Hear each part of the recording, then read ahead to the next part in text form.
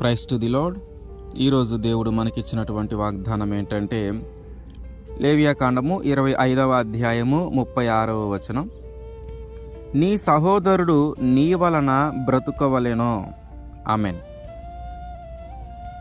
లోకం ఏమంటదంటే మన వాళ్ళు ఎవరైనా శ్రమల్లో ఉన్నప్పుడు, కష్టాల్లో ఉన్నప్పుడు, ఆర్థిక పరిస్థితుల్లో ఉన్నప్పుడు వారిని ఉపయోగించుకో, వారిని నువ్వు వాడుకో, నీ కింద పని వాళ్ళలాగా నువ్వు చేసుకో, నీ కింద బ్రతికి ఉండేలాగా నువ్వు మార్చుకో వారిని, ఇదొక అవకాశం నీకు అన్నట్టు లోకం చెప్తుంది.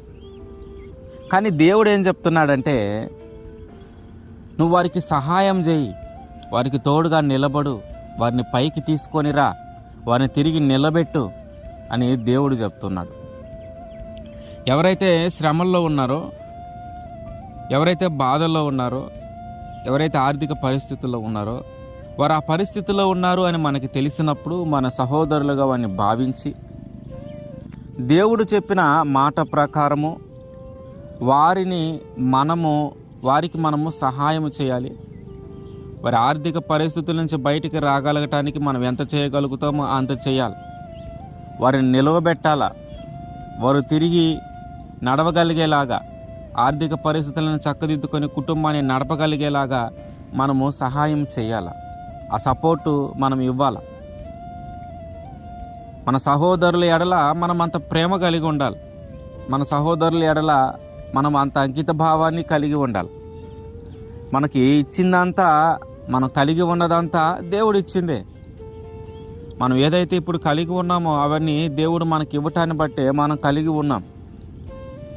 దేవుడు మనకిచ్చిన దానిలో కొంచెము మన ఇబ్బందుల్లో ఉన్నటువంటి మన సహోదరులకి కూడా మనము ఇవ్వగలగాలి. ఎప్పుడైతే మనం అలా చేయగలుగుతూ ఉంటామో దేవుని ఆజ్ఞను పాటించిన వారముగా మార్చబడతాం.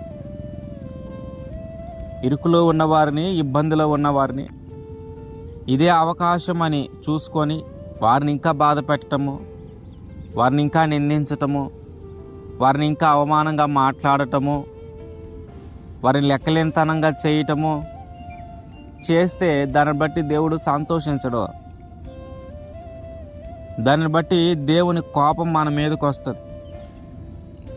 దేవుడు సంతోషించే విషయం ఏంటంటే నువ్వు ప్రేమ చూపించి వారిని ఆదుకోవటం, నువ్వు ప్రేమ చూపించి వారిని గౌరవించటం, నువ్వు ప్రేమ చూపించి వారి గౌరవాన్ని నిలబడేలాగా నువ్వు చేయటం.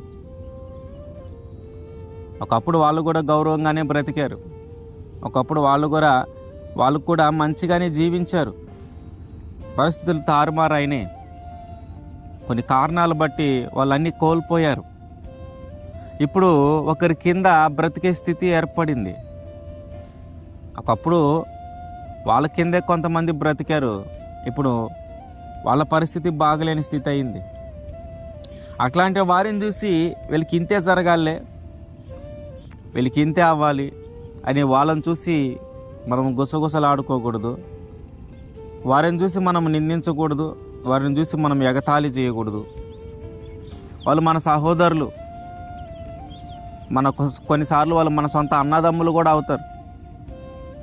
మన సొంత అన్నదమ్ములు అయినా సరే వారిని దేవుడు చూపించినటువంటి ఆ మార్గంలో, దేవుడు చూపించినటువంటి ఆ ప్రేమలో మనం ఖచ్చితంగా వారిని నడిపించాలి. కృంగదీయకూడదు, మానసికంగా ఇబ్బంది పెట్టకూడదు. వాళ్ళు కలిగి ఉన్న సమస్య ఏదైనా మనకు చేతనైతే చేయగలగాల, చేయూతనివ్వాలా, వారితో నిలబడాలా. నేనున్నాను, మేమున్నాము, నువ్వు భయపడొద్దు, తిరిగి నీ పరిస్థితులు మారతాయి, దేవుడు నీకు సహాయం చేస్తాడు, దేవుడు నేను మళ్ళీ నిలవబెడతాడు, దేవుడు నేను మళ్ళీ నడిపిస్తాడు, దేవుడు తిరిగి నీ పరిస్థితులను మారుస్తాడు అని చెప్పి వారికి మనం ధైర్యం చెప్పి మనకు చేతనైన సహాయం వారికి చేయగలగాలి. అప్పుడే దేవుడు దాని ద్వారా సంతోషిస్తాడు. అదే లోకం చెప్పినట్టుగా అవకాశం తీసుకొని వారిని బానిసలుగానో, వారిని మన కింద పని వాళ్ళుగానో, మన పనులు చేయించుకోవటానికో మనం ఉపయోగించుకున్నామంటే దాని ద్వారా దేవుడు సంతోషించడు. దేవుడు ఏం చెప్తున్నాడంటే నువ్వు వారిని ప్రేమించు, నీ వల్ల నీ సహోదరుడు మరణించకూడదు. నీ వల్ల నీ సహోదరికి ఒక కష్టం రాకూడదు. నీ వల్ల నీ సహోదరుడికి ఒక ఇబ్బంది రాకూడదు. నీ వల్ల నీ సహోదరుడు ఆర్థిక పరిస్థితులు దిగజారకూడదు. నీ వల్ల వాళ్ళు బాగుపడాల, నీ వల్ల వాళ్ళ జీవితం బాగుండాల, నీ వల్ల వాళ్ళ ఆర్థిక పరిస్థితులు బాగుండాల. వీడి పక్కన నివసించకూడదు అని వాళ్ళకి అనిపించకూడదు. వీటితో కలిసి ఉండకూడదు అని వాళ్ళకి అనిపించకూడదు. మన ప్రవర్తన అలా ఉండకూడదు. నా సహోదరుడు నా పక్కనుంటే బాగుండే, నా సహోదరుడు నా పక్కనుంటే ధైర్యం ఉంటుంది, నా సహోదరుడు నా పక్కనుంటే ఎప్పుడు సహాయం చేయడానికి సిద్ధంగా ఉంటాడు. ఇప్పుడు అట్లాంటి మంచి సాక్ష్యాన్ని మనం పొందుకోవాలి.